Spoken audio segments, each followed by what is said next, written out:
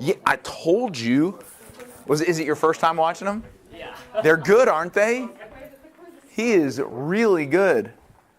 He was talking about finding the implicit differentiation for like this one like function. It was like a 4-leaf clover. Oh yeah. There's a lot of really neat stuff with implicit differentiation. Yeah. Okay, what I want to do, guys, today or right now is I want to go over some implicit differentiation problems from the homework. Now,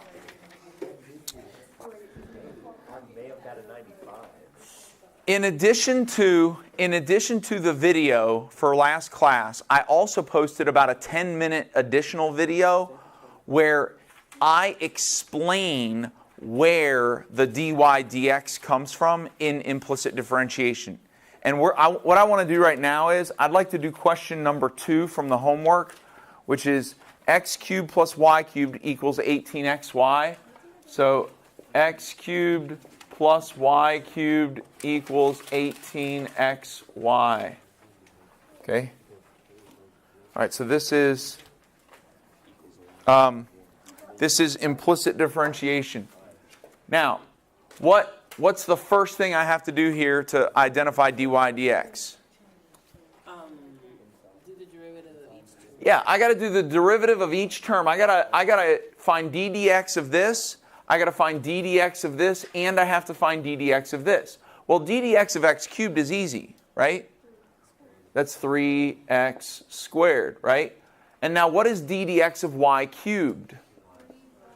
3y squared dy dx. Okay?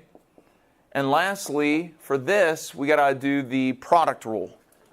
Okay? Because we have x times y. So what I'm going to do is I'm going to treat 18x as one function and y as the other function.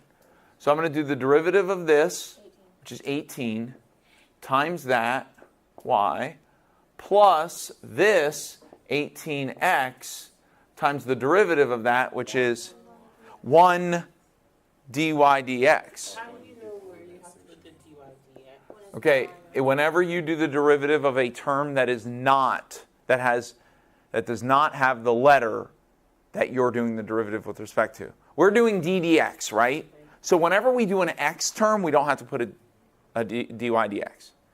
Whenever we do a non-x term, we have to put a dy dx. And I'm going to show you where it comes from right now. Watch this. The origin, or excuse me, the way that you got a dy dx here comes from the chain rule. Okay? I'm going to take this y third and show you something. We are going to pretend that this is a composition. Actually, it is. It's a composition function. We got y cubed, right? Now watch this. I'm going to put parentheses around the y and leave the 3 on the outside. And I want you to now look at this. Marquise, you want to see this. Okay? You're going to want to think of this as a composition function or as a chain rule problem. We have an inside function and we have an outside function. Now, what is the derivative of the outside? 3x squared. Right, but not x. 3y squared. So 3, parenthesis, the stuff that's on the inside, y squared, right? And then what is the derivative of the inside?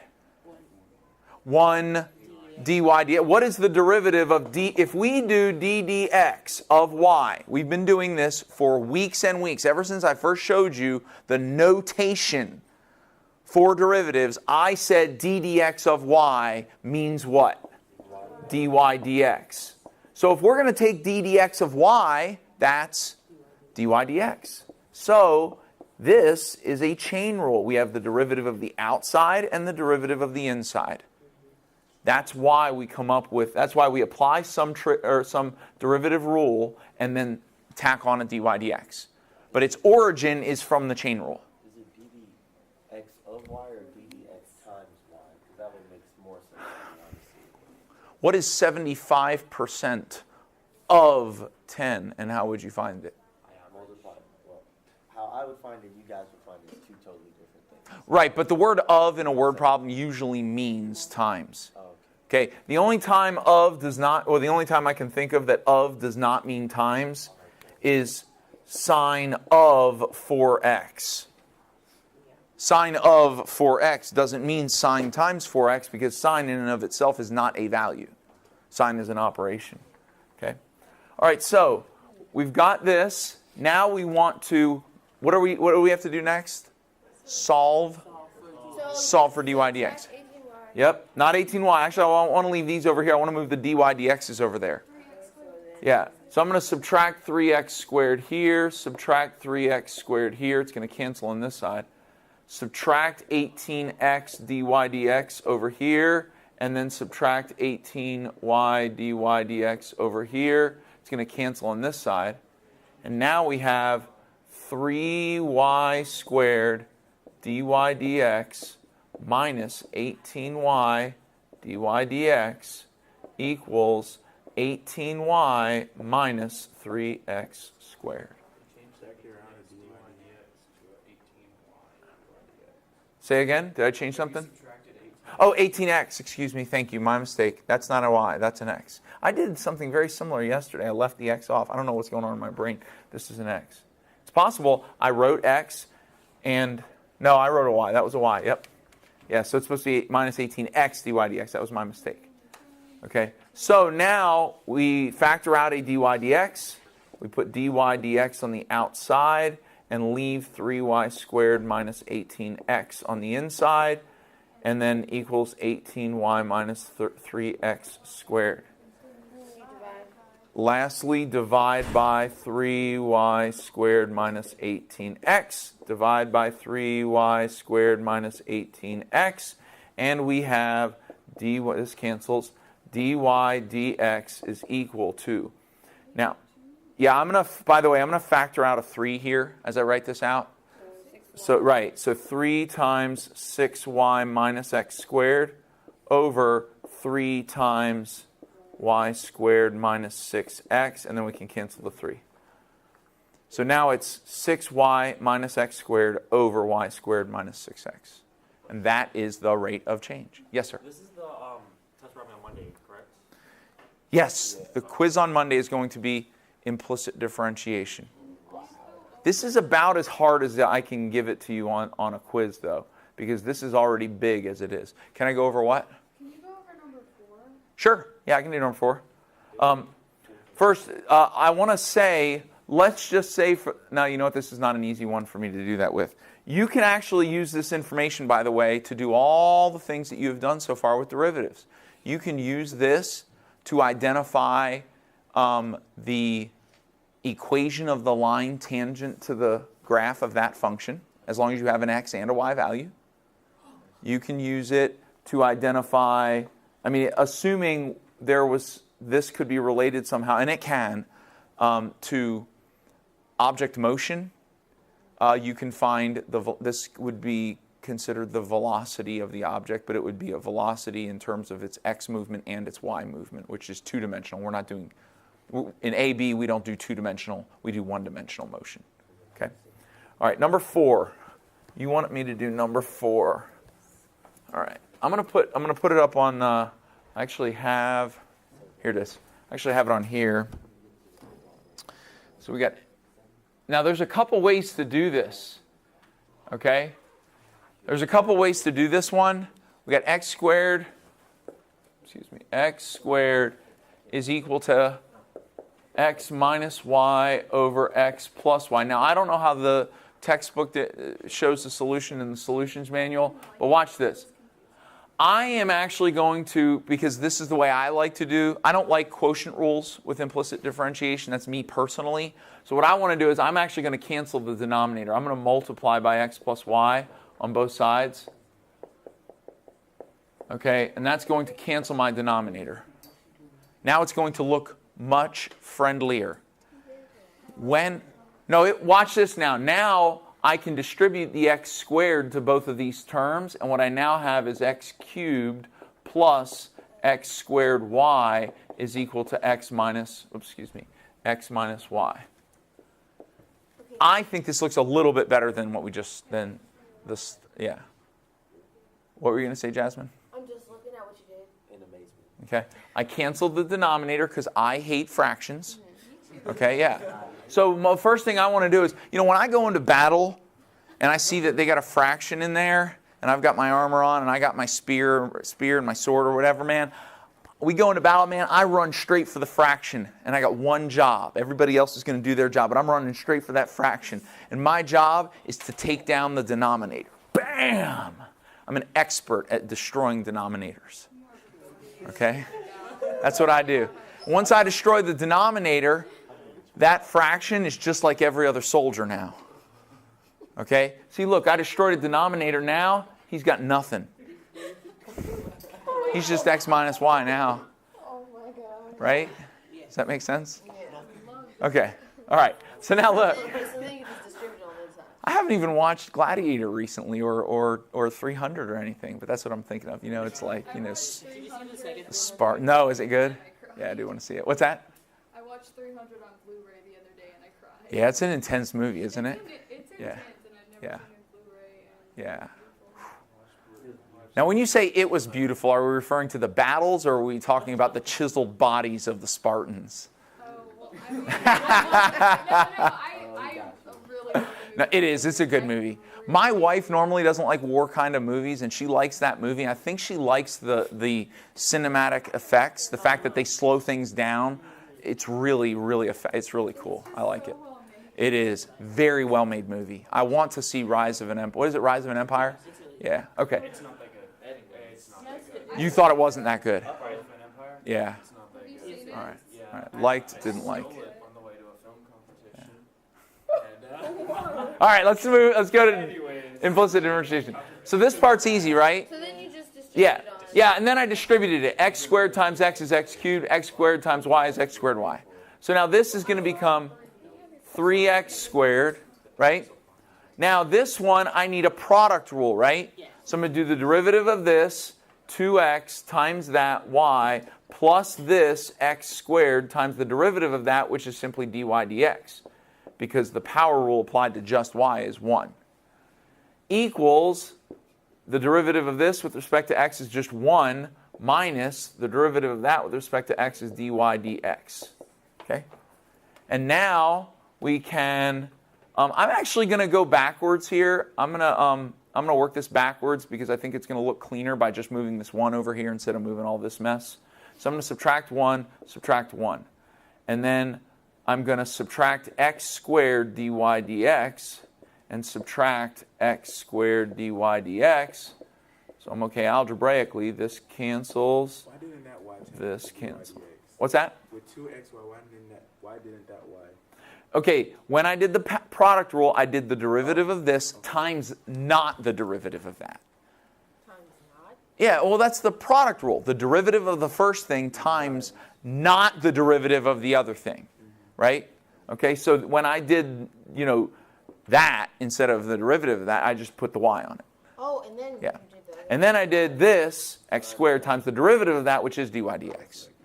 All right, so now what we have is 3x squared plus 2xy minus 1 is equal to, I'm going to factor out a dy dx here, right?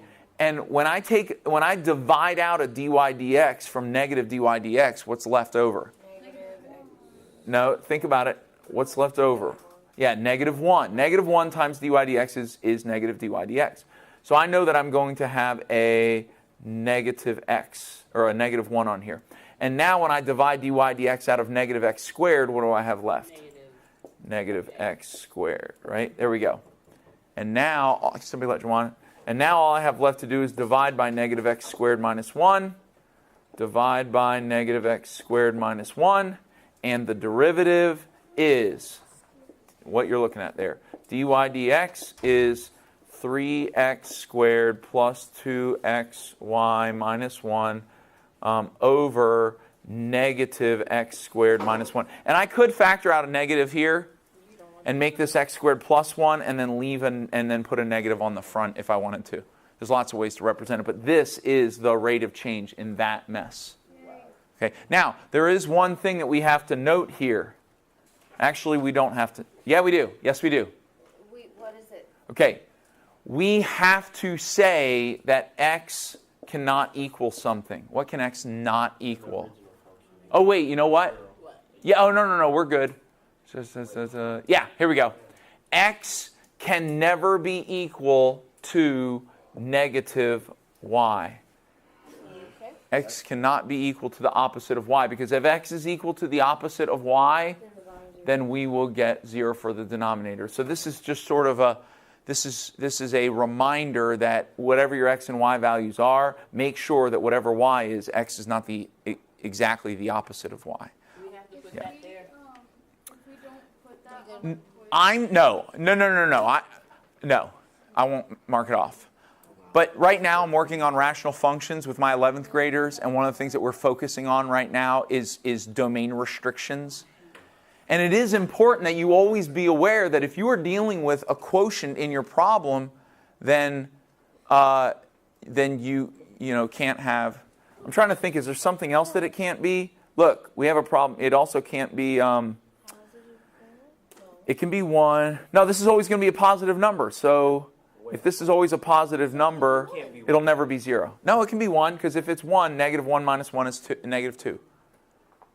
There are no domain restrictions here.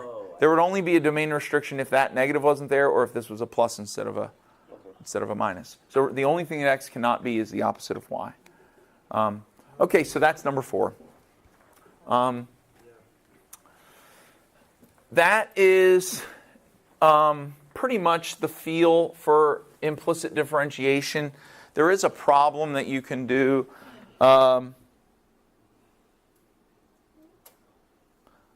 Okay, I'll say this. And I'm saying this, and I know that I'll be criticized up and down by teachers for saying something like this. Here's the deal.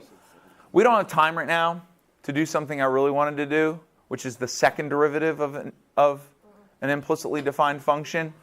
It is in the textbook. One of your examples, one of the ones that you are supposed to do is, I think so, is the derivative, the second derivative. It is important. It's example 5 is what it is. Example 5. Okay? We just don't have time to do it right now. And I'm telling you that if you don't do it and something like that winds up on the AP exam, it's on you. Okay? But it's sort of a boundary topic. It's not a heavily focused on thing in AP Calculus AB, the second derivative of an implicitly defined function. Maybe it'll become a hot topic this year or in a couple of years, but right now it's not. But it is important. Okay, and it's neat. It's really neat doing the derivative, the second derivative of an implicitly defined function.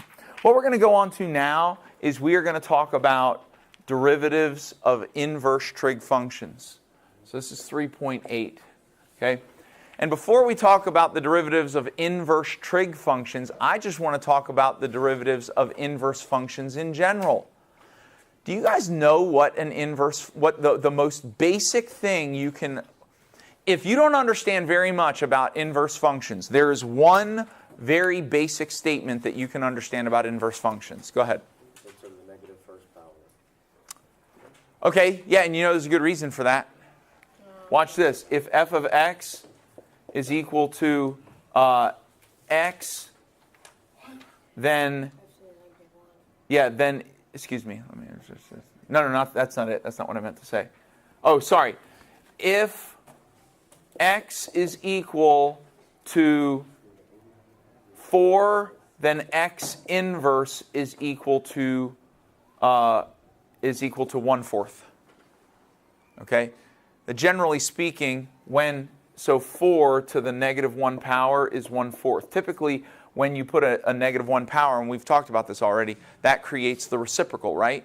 In multiplication, the negative 1 power indicates the reciprocal, and the reciprocal is the inverse. However, that is not true for other kinds of functions. For example, sine inverse of x does not equal 1 over sine of x. 1 over sine of x is cosecant of x. This is not the inverse of sine. What's that? Yes, what we call this is arc sine. That is arc sine.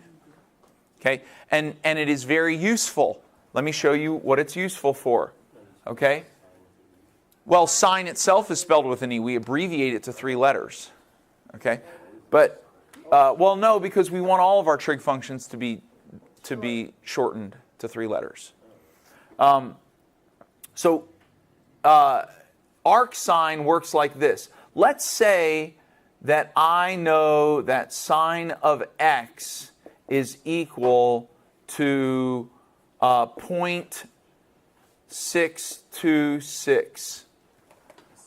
I know that the sine of the function is 0.626, and I want to know what angle measure will give me a sine of 0.626. So what I would do is I would apply the inverse. I mean, if 7x was equal to 42, how would you solve for x? How would you cancel that 7? Divide by 7 or multiply by its inverse. Anytime you apply an inverse to a function, you unlock whatever is tied down by that thing. So if we want to unlock this x from the sine, because it is tied up, that right there, trig functions, they tie up and imprison whatever's inside of them. They do not easily come out. You do not divide by sine to cancel this. This is not polynomial. This is trigonometric. So you apply an inverse. You apply the inverse of whatever it is you're dealing with. Well, the inverse of sine is sine inverse or arc sine. And if I apply the inverse to this side, what do I have to do? I have to apply the inverse to the other side. I have to do sine inverse of 0.626. And if I punch this in the calculator, sine inverse of 0.626, I will get the angle measure. So x is equal to sine inverse of 0.626, which you can punch in a calculator. And I will find the exact angle measure of for x. 37.75. Is that what it is? Yeah. You punched it in? Yeah. Is your calculator in degrees or is it in radians? Oh, man, it's in degrees. Okay, so that was a degree. No, it's okay. Oh, I thought So you came up with a 37 point something degree angle, correct? That's reasonable. That's slightly larger than pi over 6. Because pi over 6 is... And if you could take this 37 point something degrees and you can turn it into radians, 37 point whatever degrees, okay? And what you can do with it is you can multiply it by pi over 180. And if you multiply it by pi over 180, it will convert it into radians. You know, just divide it by 180. Tell me what you get. 0.215. 0.215. So our answer would be 0.215 pi. Okay. That's a calculator. So that is what you use inverses for. To solve, to unlock things, to undo things analytically, okay? But the most basic understanding, if you never understand inverses in their more awesome, in their greater awesomeness, at the very least, what you need to understand about inverses, if somebody says inverse, that means one very specific phrase. Swap x and y. Swap x and y. Yep. Yeah, because look.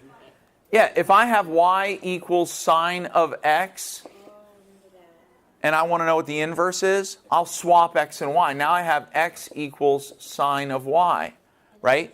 But I want to solve for y. How do I unlock y in this case? Apply an inverse. And what is the inverse? Sine inverse. We'll cancel sine, and then I have to do sine inverse to the other side, so y is equal to sine inverse of x. Oh, that's so much easier. Okay? All you have to do for inverses is swap x and y. So, if a function has the point, if f of x, let's say that f of 4 is equal to 9, then what? So f inverse of 9 is equal to 4. Oh, okay. You swap x and y, that's it. So is it one? That's it. You swap x and y. Yeah. You just swap x and y. That's all you have to do. Now, something that you may not know is related to functions. Let's say I'm going to take two functions. I'm going to take x squared. I'm going to take x squared. This is x, this is the positive half of x squared. And then I'm going to take the square root of x. They are inverses. You know how I know they're inverses? Because y equals x squared. If I swap x and y, I get x equals y squared. And then when I do the square root of both sides, I get y equals plus or minus the square root of x. And generally, we just look at the positive side. If we want the negative side, we would say y equals negative square root of x. And then we're looking at the bottom side. So you swap x and y and then you solve. And then solve for y.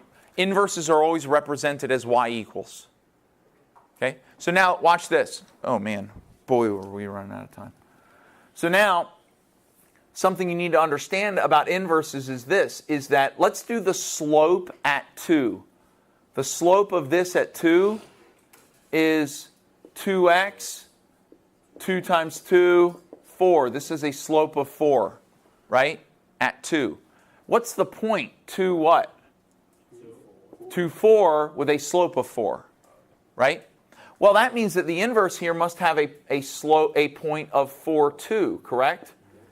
And if we want to know the slope at that point, we would take the derivative, which you may or may not remember. It's 1 over 2 square root of x.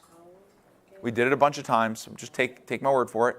And if I plug in 4 here, what do I get? Square root of 4 is times 2 equals 1 over 4. So the slope at this point is 1 over 4, which is the reciprocal of the slope of that point. At the corresponding point on an inverse graph, the slope is the reciprocal of the slope at that point. At the corresponding point on an inverse, the slope is the reciprocal, is the reciprocal of the slope of the original point. So if I know that f of 4 is equal to 9, and I know that f inverse of 9 is equal to 4, let's say I knew that f prime of 4 is equal to 7, well then f inverse prime of 9 is equal to 1/7. Okay? So that's the beginning of inverse functions. Now we're going to talk about what this chapter focuses on. We're only going to be able to do one of them, but the other two I will expect you to do at home on your own. And that is the derivatives of inverse trig functions. This is 3.8. Yep, this is 3.8. The derivative of inverse trig functions.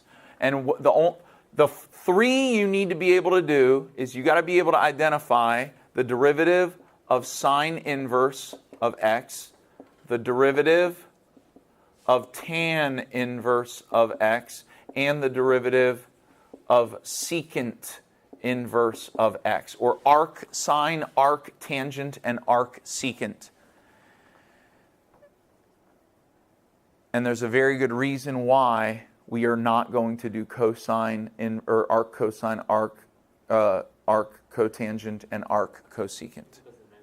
Yes, it's because they're just the negative of these. Wow, you're good at, you know your trig, huh? Yeah. The inverse, arc cosine inverse of x is equal to pi over 2 minus sine inverse of x. So as long as you know the derivative of sine inverse of x, in the derivative, that's going to cancel. So it's really just the negative of the derivative of sine inverse. It's the same thing for tangent and secant. Okay? All right, so here's how we're going to do it. I've already said that if you have y equals sine of x, and you want the inverse, you would swap x and y, and you get x equals sine of y. So far, so good? If now we solve for y, we would apply sine inverse to both sides, and we would get y equals sine inverse of x. By the way, this whole thing is in your textbook, by the way. This whole procedure is in your textbook. Yeah, well, so what I want to know is, can we agree that these two algebraic statements are pretty much the same? Okay, they're just different forms. Here, we have it in terms of x. Here, we've switched it to make it in terms of y. So, if these two are the same, instead of doing the derivative of this, I'm going to do the derivative of this. Because whatever the derivative of this is going to be the derivative of this. Are we okay with that? Yeah. All right, well, what kind of function is this? It is explicitly defined for x, but it is implicitly defined for y. So we are going to, what's that? Yeah. So which means we are going to use implicit differentiation. Okay? So if I ddx this thing, okay, if I ddx this, by the way, I made this up. Don't expect this is some sort of official way of writing something. If I ddx this thing, what is it going to become? You know what? Let's make it official here. Let's go ddx of this whole thing. Okay? What's the first term going to become? 1, right? ddx of x is 1. The derivative, apply the power rule, is 1. Did they have glue? Tape? Something? Okay. He what? Hot glue? All right. Yes, sir? Oh, no. Glue or tape. He had to fix something. No. He's all right. They use glue. All right, so the derivative of this is 1 equals, what is the derivative of sine of y? Cosine of y dy dx. Easy enough, right? And even though you think we're close to being done, we're not. All right. We want to solve for dy dx, so what are we going to do here? Divide by cosine of y, cancel, divide by cosine of y. And what we now have is dy dx is equal to 1 over cosine of y, which we are not going to make secant of y. We're not going to make it secant of y. We're going to leave it as 1 over cosine of y and then change something. Go ahead. What were you going to say?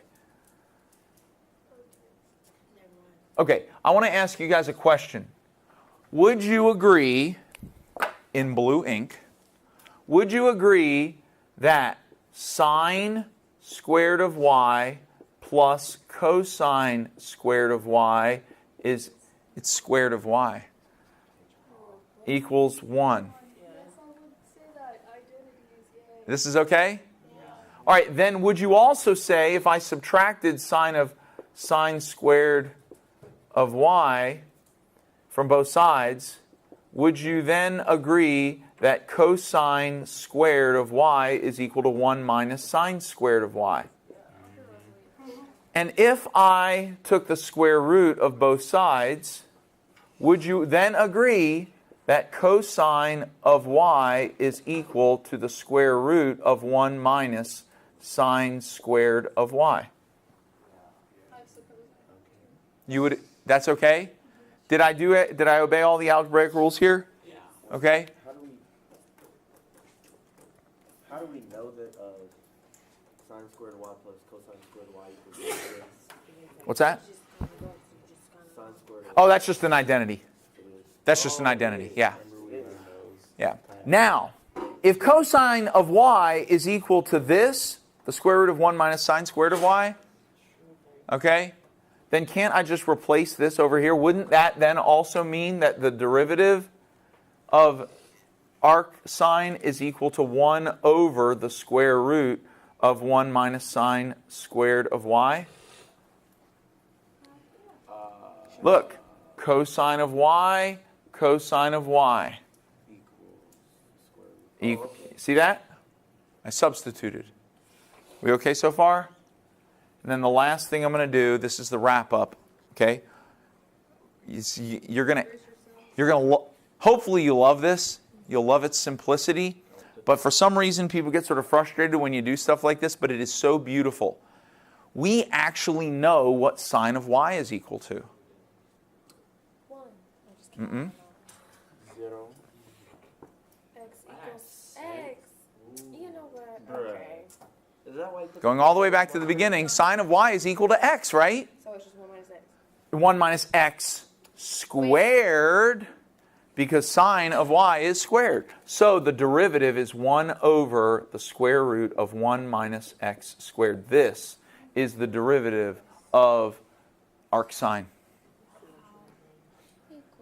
That's the derivative of arc sine right there. And it's a beautiful thing. Wow. And so now what is the derivative? You ready? What is d dx of arc cosine of x? Pi over 2 minus 1 over radical. Pi over 2? Yeah, pi over 2 minus that. You wrote that. No, in order. what is the derivative? Yes, what is the derivative of pi over 2? Oh. 0. Yeah. That's a constant. So it's just negative 1 over the square root of 1 minus x squared. Is the end of this going to be on the website? What's that? Is the end of this going to be on the website? Yes. Yeah, and now listen, the textbook is king for this. I don't have enough time to go over all this, but the textbook does the exact same thing with tangent with a different identity. And it does the same thing with secant with an identity. Thank you. Okay? Now, and by the way, on the quiz, when we take this quiz on Wednesday, all you have to do is memorize this. You do not have to do this. All you have to do is know that the derivative of secant, So if I have or to of do, like, sine, 1 arc sine is 1 over the square root of 1 minus x squared. Why did it See you like guys. What's 1? Monday's testing? Is going to be on implicit differentiation, 3.7. Yes, ma'am. If I wrote it like 1 over the square root of 1 minus sine squared y, would I get that wrong? Or do I have to change Yeah, it? you have to write it like this because we want it, if we can, we want it to be in terms of x. If we can, we want it to be in terms of x. Okay? So let's try something now. Let's try a problem, and then because we only got a couple minutes left. What's that? That's cool. We like jokes in here. All right, now let's say that y equals arc sine of x squared. Arc sine of x squared. What would y prime be equal to? 1. Okay, well first of all, what do we got going on here? We have a chain rule, don't we? Yes, we do. We have a chain rule. So 2, we're going to do the derivative of the inside, which is 2x. I'm going to put it in parentheses, and I'm going to put this next part in parentheses too. Times what? 1 over the square root of 1 minus X squared. not x squared. X squared to the second power. Wherever there would be an x in our derivative, we have to put x squared, right? Oh, okay. And then squared. There we go. That's it. Yeah, and now you can clean it up. You can put the 2x up here, so it would be 2x over the square root of 1 minus x to the 4th power. Don't erase that yet. I won't. It's a little licky. I'm telling you, once you memorize it, though, once you memorize it, it's stuck. So we just have to memorize the inverse. Yeah, and here, I'm going to give you the rest of these. The derivative of this is 1 over the square root of 1 minus x squared. The derivative of tan inverse, arc tangent is 1 over 1 plus x squared after the proof. And the derivative of arc secant is interesting. You really got to read it. Arc secant. Let's look at the graph of secant real quick. The graph of secant, I want to get this right. At 0, it's 1. There we go. So arc secant looks something like this. Right? And then it does this over here. I don't know if you guys have seen this before. There's vertical asymptotes between these. Okay? It does something like that, right? Now watch this. Cosine, oh, this is cool. Cosine does this with arc secant. Cosine goes, this, and then its maximums and minimums touch the minimums and maximums of secant. Okay? So, what is the domain of secant? Or sorry, not domain. What is the range of secant? Oh, positive and negative infinity, except for like that. Except for between 1 and negative 1. Secant never takes on a value. So, secant is all values of x greater than 1 and all values of x less than negative 1. And what you're going to find when you look in the textbook, because we're pretty much out of time, is that the derivative of secant is actually a piecewise function. Because it has one piece as the derivative for x greater than 1, and the other piece is for x less than negative 1. Okay? What's that? No, but I think if you read through it, it makes sense. Okay? And you can use, in example 3 actually does a secant inverse. Okay? So now, given that the opposites... Yeah, go ahead. How on earth would you do like one with secant?